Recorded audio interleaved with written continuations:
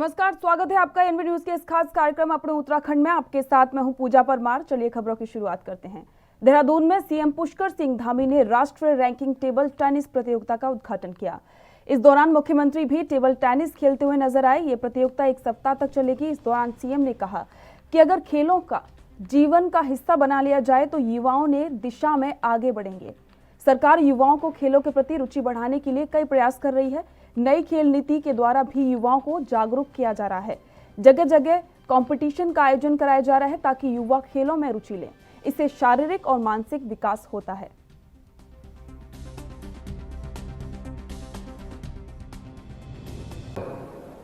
और पूरे देश भर से आए हुए हमारे सभी प्रतिभागीगण, मैं देवभूमि उत्तराखंड आने पर 1,25,00,000 उत्तराखंड भाई बहनों की तरफ से, अपनी तरफ से आप सबका मैं स्वागत भी करता हूँ, अभिनंदन करता हूँ कि आप देवभूमि में पधारे हैं।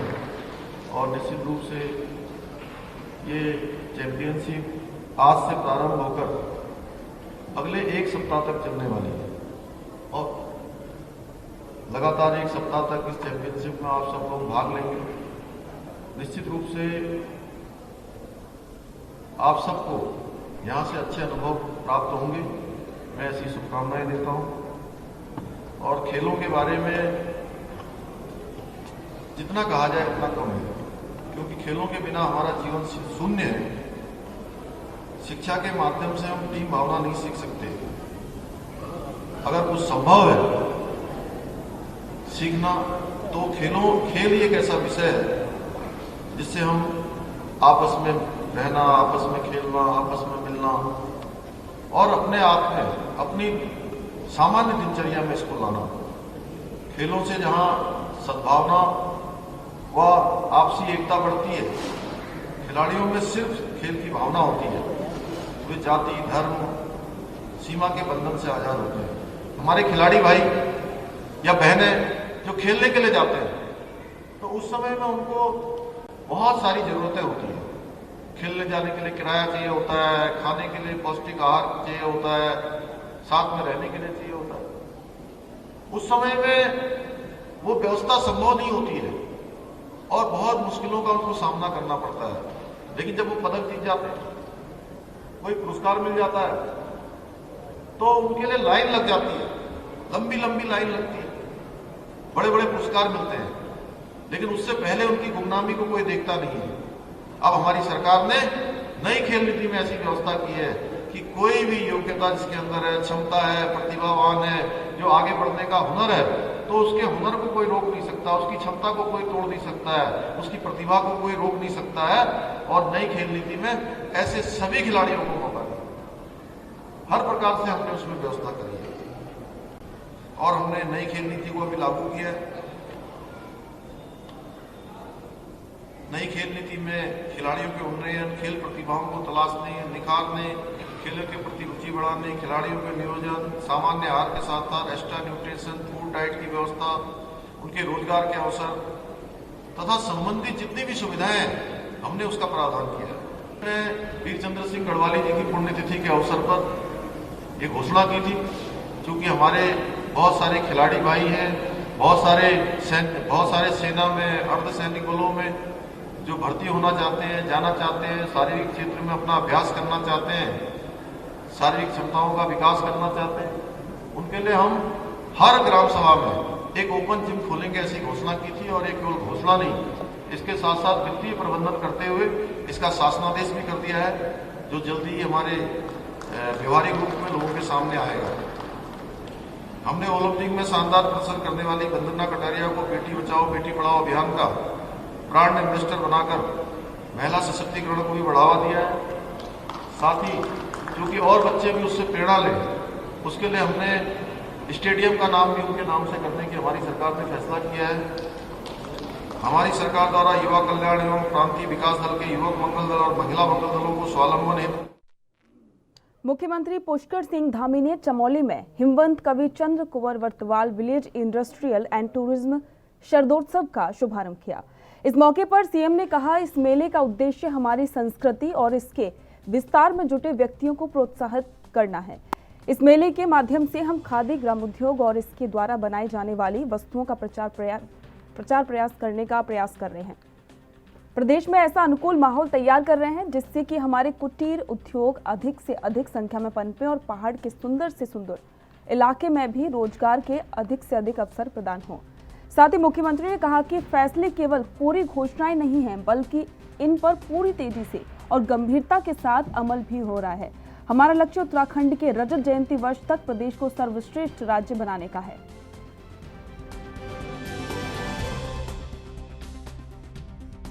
संस्कृति थे, वैसे ही उनके नाम से शुरू किए गए इस मेले का उद्देश्य भी हमारी संस्कृति और इसके विस्तार में जो भी लोग लगे हुए हैं उन सभी का प्रोत्साहन देना भी है।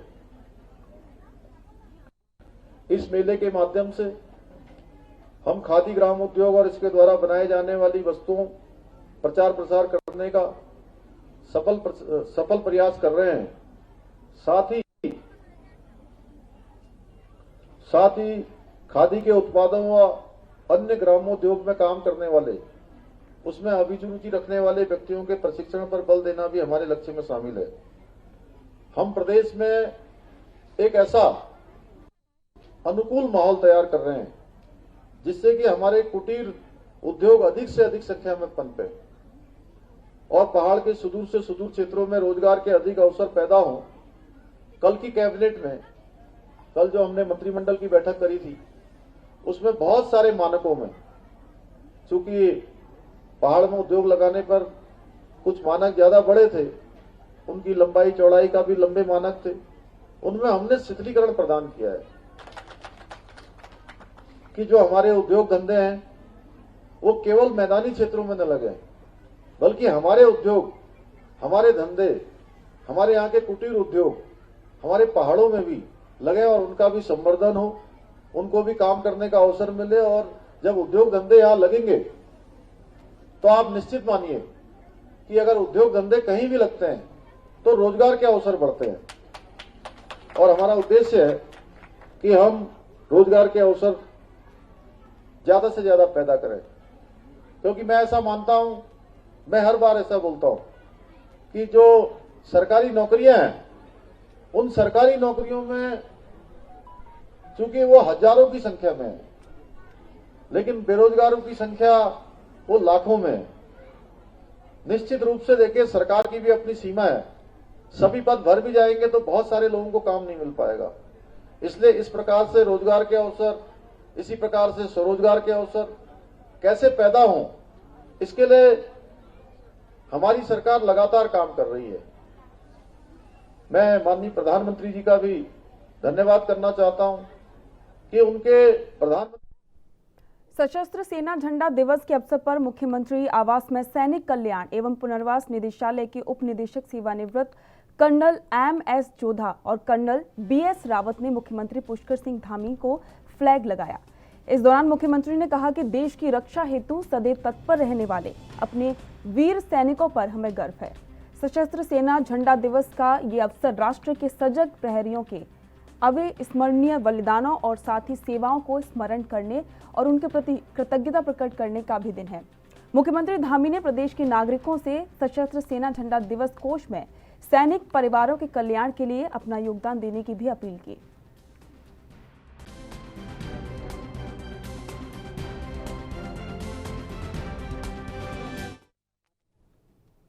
उत्तराखंड के सीएम पुष्कर सिंह धामी की कल कैबिनेट की बैठक हुई, जिसमें कई महत्वपूर्ण निर्णय लिए गए। आपको बता दें कि कुल मिलाकर 28 बिंदुओं पर कैबिनेट की बैठक में चर्चा हुई, जिसके साथ ही नजूल नीति 2018 के मामले में संशोधन के साथ कैबिनेट ने मोहर लगाई है और अब उत्तराखंड के सरकारी अस्पतालों में दवाइयां पूरी तरह से मुफ्त मिलेंगी। इससे सरकार ने प्रदेशवासियों को तोहफा दिया है और पॉलिटेक्निक में पहले से हटाए गए संविदा कर्मियों को दोबारा से नौकरी मिलेगी। इसी तरह कैबिनेट की बैठक में और कई अहम मुद्दों पर भी चर्चा हुई।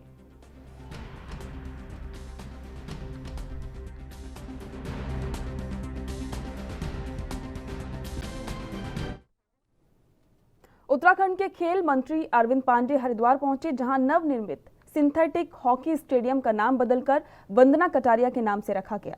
मंत्री अरविंद पांडे ने सिंथेटिक हॉकी स्टेडियम का लोकार्पण और बहुउद्देशीय क्रीड़ा हॉल का शिलान्यास किया।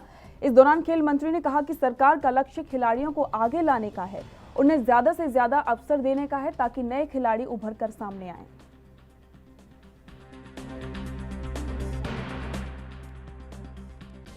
रोशनाबाद हॉकी स्टेडियम का आज उद्घाटन हुआ है। मैं समस्त खिलाड़ियों को, खेल प्रेमी बंधुओं को मैं बहुत बहुत शुभकामना देता हूं, बधाई देता हूं। ईंटे का, पत्थर का, रेते का अवस्थापना बनाना आसान काम है, कोई बहुत बड़ा काम नहीं है, लेकिन इन अवस्थापनाओं से खिलाड़ी पैदा हों जो आगे चलकर देश और प्रदेश का नाम रोशन करें और अपने से छोटे बच्चों को मोटिवेट करें ताकि वह देश के लिए खेलें। यह अपने आप में बहुत बड़ी उपलब्धि है। तो निश्चित ही इसी इलाके की हमारी बेटी वंदना कटारिया ओलंपिक गेम में पार्टिसिपेट करके निश्चित ही उत्तराखंड का नाम उन्होंने रोशन किया है। और सरकार का भी दायित्व है कि जो बच्चे खेलों में आगे बढ़ते हैं उनका हौसला बढ़ाना और उनको सुविधाएं देना, और जो उदीयमान खिलाड़ी हैं उनको एक अच्छा प्लेटफॉर्म देना सरकार का दायित्व है। हमारी सरकार ने हमारे पुष्कर सिंह धामी जी के नेतृत्व में ऐसे भव्य दिव्य स्टेडियम बनाना और इन स्टेडियमों का नाम उन खिलाड़ियों के नाम पे रखना जिन्होंने देश और प्रदेश का नाम विश्व में। हल्द्वानी में विधानसभा चुनावों को देखते हुए वरिष्ठ भाजपा नेता हरीश चंद्र पांडे ने दावेदारी की है।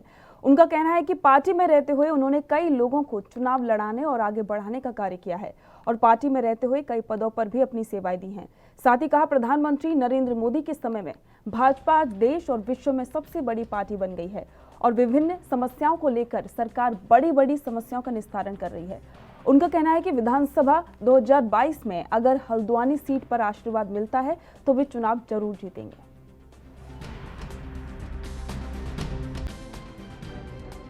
मैंने हल्द्वानी विधानसभा से दावेदारी करी है। जैसे मैंने अभी बताया कि अभी आपने एक प्रश्न किया था कि पार्टी के लिए क्या क्या आपने कार्य किए, उसी मुद्दे पर मैं बोलना चाहता हूं कि लगातार आज 1980 से आज 2021 तक 41 वर्ष तक एक बहुत बड़ा लंबा इतिहास होता है, बहुत बड़ा लंबा समय होता है। कांग्रेस वाला भाजपा में जा रहा है, भाजपा वाला कांग्रेस में जा रहा है, ऐसे अदल बदल चलते जा रही है। लेकिन हरीश पांडे अडिग है, 1980 से आज तक अडिग है, भारतीय जनता पार्टी के साथ था, भारतीय जनता पार्टी के साथ है और भारतीय जनता पार्टी के साथ रहेगा। मेरी प्रबलदारी है क्योंकि मुझे पता है कि हल्द्वानी विधानसभा में भारतीय जनता पार्टी पर्यवेक्षक भेज रही है। भारतीय जनता पार्टी का नेतृत्व किसी विशेष, अभी तक कोई कैंडिडेट ऐसा जिताऊ कैंडिडेट, बार बार पार्टी कहती है हमें जिताऊ कैंडिडेट चाहिए।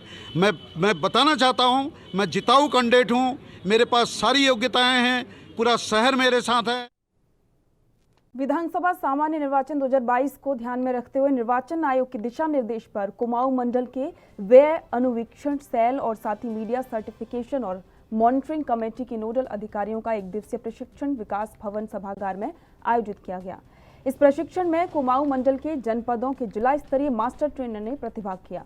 मुख्य विकास अधिकारी नवनीत पांडे ने कहा कि निष्पक्ष और स्वतंत्र निर्वाचन कराए जाने के लिए अधिकारियों का प्रशिक्षण कराया जा रहा है। उन्होंने कहा कि किसी प्रकार की शंका होने पर संबंधित मास्टर ट्रेनरों से संपर्क कर शंका का समाधान किया जाए। मुख्य विकास अधिकारी ने कहा कि समय समय पर निर्वाचन आयोग द्वारा जारी गाइडलाइन का अध्ययन करते हुए आगामी विधानसभा चुनावों में अपना 100% योगदान सुनिश्चित किया जाएगा।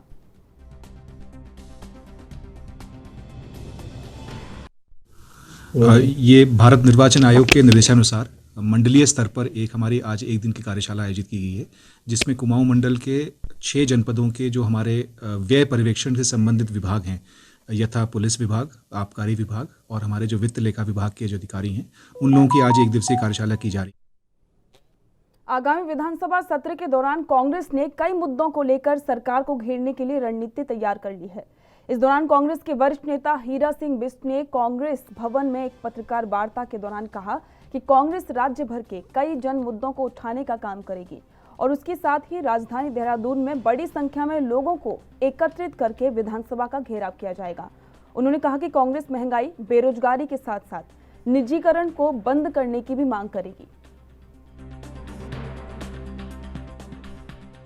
यही है सबसे पहले तो कि निजीकरण बंद करें। केंद्र सरकार है, राज्य सरकार है, जो सार्वजनिक उपक्रम है जैसे डिफेंस के कारखाने, रेलवे, एयरपोर्ट, बंदरगाह, कोल इंडिया, हमारे पावर प्रोजेक्ट्स, और अब बैंकों का नंबर आ रहा, LIC का नंबर आ रहा, इनको निजीकरण करने पर रोक लगाई जाए, सार्वजनिक उपक्रमों को संरक्षित किया जाए। ये हमारा रोजगार देने वाले, हमारे देश की गौरव गरिमा को, गाथा को कहने वाले। इसलिए इस तरह से देश को कंगाली और बेरोजगारी, जो 6 साल में 10 करोड़ से ऊपर लोग बेरोजगार हुए, 2 करोड़ देने की बात थी, उल्टा बेरोजगारी मोदी जी की और हमारी प्रदेश की सरकार ने फैलाई है। ये महत्वपूर्ण मुद्दा है। दूसरा मुद्दा यहाँ पर हमारे पेंशन जो बंद कर दी बीजेपी सरकार ने केंद्रीय कर्मचारियों की, उनकी वो पेंशन बहाल की जाए। समान कार्य के समान वेतन उत्तराखंड में दिया जाए। यहाँ ACP का लाभ दिया जाए। 3 प्रमोशन कर्मचारियों को निःशुल्क में। आंगनबाड़ी आशाओं को जो केंद्र ने हमारी तय की सर कि 21,000 मुख्य कार्यकर्ती को और सहायक को 18,000 मासिक वेतन दिया जाए। रोज रोज हड़तालें, धरने, प्रदर्शन होती है, वो रात दिन काम करती, कारणों में भी करती, हर समय काम करती हैं। और आंगनबाड़ी आशाओं को यह हमारी डिमांड है इसमें। और जो रेगुलर वैकेंसी पड़ी, ये ठेकेदारी प्रथा खत्म कर, उनको नियमित नियुक्तियाँ करें, कौन मना कर रहा। और उनको रेगुलर, उनका सोशल सिक्योरिटी जो होती है, वो सोशल सिक्योरिटी आज खत्म हो गया। काशीपुर में विवाह समारोह में शिरकत करने पहुंचे किसान नेता और भाकियों के राष्ट्रीय प्रवक्ता राकेश टिकैत ने पत्रकारों से बातचीत की। सरकार के खिलाफ कानून, सरकार के किसान कानून और किसानों पर दर्ज मुकदमे के वापस ले जाने को हवा हवाई करार देते हुए कहा कि अभी हवा में काम कर रहे हैं, लेकिन मिल कुछ नहीं रहा। उन्होंने कहा कि सरकार की तरफ से अभी बातचीत के लिए कोई ऑफर नहीं आया है। जब तक बातचीत और समाधान नहीं होगा और लोग संतुष्ट नहीं होंगे, तब तक बॉर्डर पर ही रहेंगे।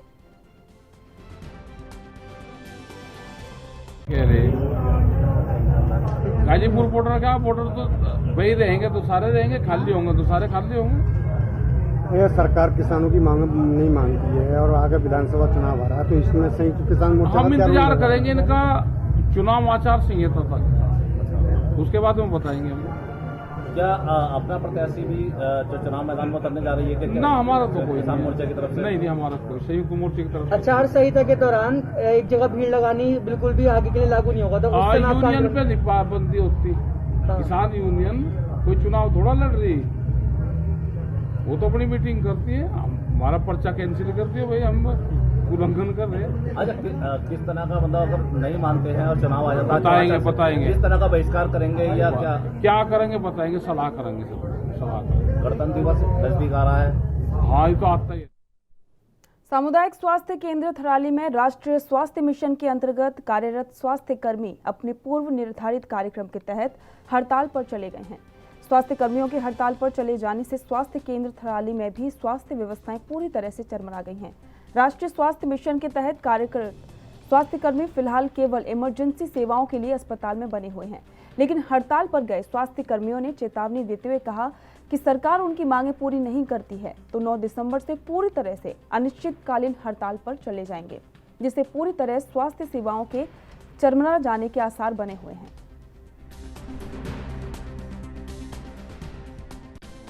मांगे सरकार से ये है कि जो NHM के स्वास्थ्यकर्मी हैं वो असम की भांति 60 साल से भी ज़्यादा है जो सेवाओं का पहाड़ी क्षेत्रों में लाभ दे रहे हैं। तो हमारी सरकार से मांगे ये है कि हम जो इतने लोग इतने टाइम से लंबे समय से हमें स्वास्थ्य सेवाएं दे रहे हैं, सरकार उनकी जो है मांग 2 सूत्रीय मांगे हैं जो वो पूरी करे। और जितने भी NHM में आउटसोर्स के माध्यम से जो नियुक्तियाँ होती हैं उनको बंद करके जो पहले से जो लोग आउटसोर्स में काम कर रहे हैं उनको जिला या राज्य स्तर से नियुक्ति प्रदान की जाए। तो सरकार से यही जो है 2 सूत्रीय मांगे जो है NHM कर्मियों की हैं। तो जिस प्रकार से हमने जून में हड़ताल की गई थी, हमें ये बोला गया था कि हमें 1 महीने का समय दीजिए, आपको ग्रेड पे का निर्धारण किया जाएगा। लेकिन इतना समय बावजूद गुजरने के बावजूद इस विषम भौगोलिक परिस्थितियों में हम लोग काम करते हैं। जिस प्रकार से आप पूरे पहाड़ की भौगोलिक स्थिति देखते होंगे तो NHM कर्मचारी अपने 60 वर्ष की सेवा देने के बाद भी अपनी जॉब की उसके पास कोई सिक्योरिटी नहीं है। इस प्रकार से उसको किस प्रकार से अपने बच्चों का भरण पोषण करेगा, परिवार का पालन पोषण करेगा। लेकिन अभी तक सरकार को जब हमने अपने मांग दी गई थी जून में, उस टाइम पर सरकार ने हमें 1 माह का समय मांगा गया, संगठन द्वारा 1 माह का समय दिया गया, लेकिन उसके बाद भी अभी तक इसमें भी कोई भी कार्रवाई नहीं की गई। और राज्य जो पदाधिकारियों के द्वारा जो निर्णय लिया गया कि हरियाणा के तर्ज पर हमें ग्रेड पे निर्धारण किए जाए और आउटसोर्स को एजेंसी को बंद करके और जिला चिकित्सा समिति से इनको अनुबंध किया। मांगों के बारे में मुख्यमंत्री साहब को अवगत करा दिया था। पूर्व में भी हम हड़ताल पर रहे थे और हमको सिर्फ समझौता होते हैं, हमारा काम का उन्मूलन नहीं कर रही सरकार। और अभी तो हमने आकस्मिक सेवाएं बंद नहीं की है और अभी 2 दिन बाद हम आकस्मिक सेवा भी बंद कर देंगे। और ये आंदोलन नहीं, ये क्रांति होगी साहब। युवाओं में जोश है, आग जल रही है, जो दिन रात अपनी सेवाएं दे रहे हैं, इतने सालों से दे रहे हैं। अगर उनकी मांगों को सरकार क्यों नहीं मान रही, मजबूर होगी। पर युवाओं के उत्तराखंड के भविष्य के बारे में भी सरकार सोचे। कि जब स्वास्थ्य व्यवस्था ही चरमरा जाएगी तो फिर नई ये सरकार का क्या मतलब निकल। 2 सूत्रीय मांगों को लेकर जनपद अल्मोड़ा के एनआरएचएम के कर्मचारियों ने सरकार के खिलाफ मोर्चा खोल दिया है। कर्मचारियों की मांग है कि एचआर पॉलिसी और आउटसोर्सेज से की जा रही नियुक्ति को लेकर कर्मचारी लंबे समय से मांग कर रहे हैं, जो सरकार नहीं सुन रही है, जिसको लेकर प्रदेश भर के कर्मचारी आज से हड़ताल पर हैं। वहीं जनपद अल्मोड़ा के लगभग 400 कर्मचारी हड़ताल पर चले गए हैं, जिससे कोविड टेस्टिंग के साथ साथ स्वास्थ्य कार्यों पर प्रभाव पड़ेगा। वहीं इस मामले में सीएमओ ने बताया कि कर्मचारियों से बात की जा रही है और उनकी जो भी मांगे हैं उनको सरकार तक पहुंचाया जा रहा है। उन्होंने कहा कि कोविड टेस्टिंग के लिए स्वास्थ्य कर्मचारियों की ड्यूटी लगा दी है। आज से हड़ताल में है। इनकी 2 बेसिक मांगे हैं। इनका एक तो एक ग्रेड पे क्या कहते हैं कि ग्रेड पे जैसे हरियाणा के पैटर्न में ये ग्रेड पे चाह रहे हैं और ये अपनी सेवाओं को 60 वर्ष तक के लिए कह रहे हैं। दूसरी चीज़ इनका है यहाँ पे जो एनएचएम में जो पोस्टिंग आउटसोर्स के माध्यम से हो रहा है उसका विरोध कर रहे हैं। तो इनकी 2 विशेष मांगे हैं। हम वार्ता कर रहे हैं इनसे, काम में लौट जाएं और ये करके उच्च अधिकारियों को इनके मांगों के बारे में अवगत कराया जा रहा है। और अब इनसे ये बातचीत का दौर हमारा इनसे चल रहा है। मांगों को लेकर जो है सरकार के सामने है। इस बार ना सुनने के कारण हम लोग फिर से जो है 2 सूत्रीय मांगे, इस समय हम सिर्फ 2 सूत्रीय मांगों पर काम कर रहे हैं। एक एचआर पॉलिसी जो केंद्र सरकार ने 15-16 से अन्य राज्यों में लगाने की डिमांड कर रखी है, वो हमारे यहाँ आज तक नहीं लगी है। और दूसरी चीज़ जो सरकार ने कर रखी है कि जो आउटसोर्स के माध्यम से उत्तराखंड के राज्य के प्रशिक्षित बेरोजगारों को थर्ड पार्टी के द्वारा नियुक्ति दी जा रही है, हम उन दोनों को ही बंद करने। प्रशासन के लाख दावों के बाद भी अवैध खनन का कारोबार थमने का नाम नहीं ले रहा है। आए दिन खनन माफिया नियमों को ताक पे रखकर अवैध खनन करने में जुटे हैं। एक ऐसा ही मामला सामने आया जब अवैध खनन पर प्रशासन ने छापेमारी की। उप जिलाधिकारी आकांक्षा वर्मा ने अवैध खनन पर लगाम कसते हुए नजर आई। मामला जसपुर के ग्राम राजपुर का है, जहां खनन माफियाओं ने खनन की जिले से परमिशन तो ले ली थी, लेकिन सही समय पर सरकारी राजस्व नहीं जमा किया और खनन शुरू कर दिया। जिसके बाद जसपुर राजस्व विभाग की टीम के साथ साथ उप जिलाधिकारी काशीपुर भी मौके पर पहुंच गई और जसपुर राजस्व विभाग को जमकर फटकार भी लगाई। वहीं उप जिलाधिकारी आकांक्षा वर्मा ने बताया कि जो नियम शर्तें अनुमति में दी गई हैं उनका अनुपालन नहीं हो रहा था, जिसके बाद खनन में रोक लगा दी गई है और निरस्त कर दिया गया है और पेनल्टी भी वसूल की जाएगी। इनके पास अनुमति पत्र जो था वो तो था, मगर इसके अलावा जो अनुमति पत्र में जो शर्तें मेंशन हैं, जैसे कि जिस क्षेत्र में आपको अनुमति दी गई है आप उसी में करेंगे, तारबाड़ आपको करना पड़ेगा अपने क्षेत्र का, उसके अलावा रॉयल्टी और स्टैम्प शुल्क आपको खनन करने के पहले जमा करना होता है। इन सभी शर्तों का इन्होंने अनुपालन नहीं किया है, इसीलिए तत्काल रूप से खनन रोक दिया गया है और इनकी जो संस्तुति दी गई है उसको निरस्ती रिपोर्ट भेजी जा रही है। जी, इनके द्वारा जहाँ जहाँ पे मिट्टी डाली गई है उसका विवरण लिया जा रहा है इनसे और वहाँ पे भी टीम भेजी जाएगी। बात करें में देखिए, अगर किसी ने रॉयल्टी जमा नहीं की है और खनन किया है तो 5 गुना जो रॉयल्टी होती है उसकी पेनाल्टी लगती है, तो वो इनके ऊपर लगाई जाएगी। काशीपुर में 3 दोस्तों की बैठक के दौरान अचानक गोली लगने से प्रांतीय उद्योग व्यापार प्रतिनिधि मंडल के पूर्व संगठन मंत्री की मौत हो गई। सूचना मिलते ही पहुंची पुलिस ने मृतक के शव को कब्जे में लेकर पोस्टमार्टम के लिए भेज दिया। हालांकि पुलिस ने मृतक के 2 दोस्तों को पूछताछ के लिए हिरासत में लिया है। दरअसल काशीपुर के मोहल्ला घास मंडी के रहने वाले प्रांतीय उद्योग व्यापार प्रतिनिधि मंडल के पूर्व संगठन मंत्री निशु अरोड़ा अपने दोस्तों के साथ एक शादी समारोह में गए थे। तभी हवा फायरिंग के दौरान गोली लग गई। आनन फानन में अस्पताल में ले जाया गया, लेकिन डॉक्टरों ने मृत घोषित कर दिया। इस मामले में पुलिस का कहना है कि घटना से संबंधित संदिग्धों से पूछताछ जारी है और सही कार्रवाई की जाएगी। ये अभी काशीपुर के जसपुर खुर्द थाना ITI में मामला सामने आया है, जिसमें प्राथमिक दृष्टया बॉडी को देख के पता लग रहा है कि एक क्लोज शॉट गोली लगी हुई है 2 लोगों के बीच में, जो भी हुआ होगा उसके कारण। और बॉडी पुलिस द्वारा डॉक्टर द्वारा उसको मृत घोषित किया गया और बॉडी मॉर्चरी रखी गई है, अग्रिम कार्रवाई की। ये मामला काशीपुर का है, जहां पर 3 दोस्त एक शादी में गए थे और आपस में बातचीत कर रहे थे। इसी दौरान हर्ष फायरिंग कर दी और इस हर्ष फायरिंग के दौरान गोली दोस्त को जाकर लग गई, जिससे आनन फानन में अस्पताल में ले जाया गया, लेकिन डॉक्टर ने मृत घोषित कर दिया। सूचना पर पुलिस मौके पर पहुंची। पुलिस ने पूछताछ की और इसके लिए 7 ही दोस्तों को हिरासत में लिया। पुलिस ने कहा है कि इस मामले में संदिग्धों से भी पूछताछ की जा रही है और जो भी कार्रवाई होगी उसे अमल में लाया जाएगा।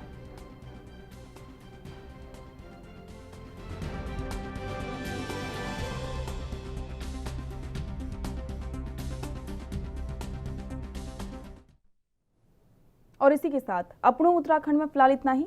देखते रहिए ANB न्यूज़। नमस्कार।